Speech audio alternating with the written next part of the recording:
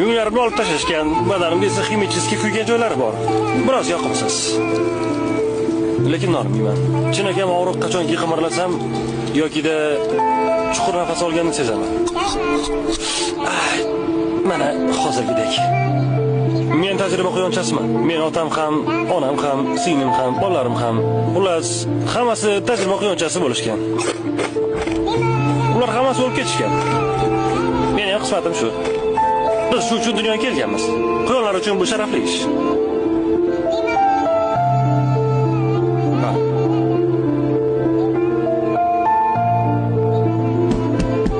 Hayya. İşim boshlandi.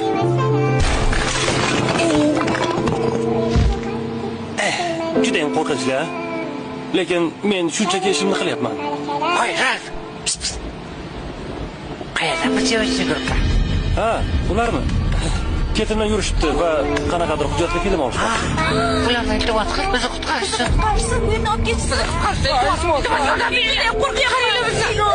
Men shuni eshitdim. Okey. Menga qarang. Bu joyni kesib tashlab bo'ladi-ku.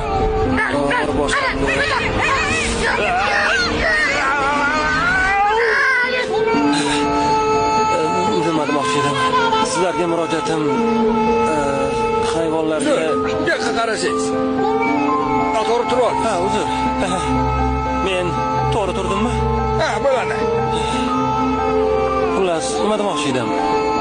Sizlarga murojaatim hayvonlarga tajriba qilib ishlab chiqaradigan kosmetika, ko'zdagi suriladigan shampunlar, quyoshga qarshi kremlar, umuman barchasi vannangizda turgan hamma kremlar, kosmetikalar. Sizlar bo'lmaganingizda men ochig'i ishsiz qolgan bo'lardim. Qayerdadir o'rmonda. Oddiy quyondek.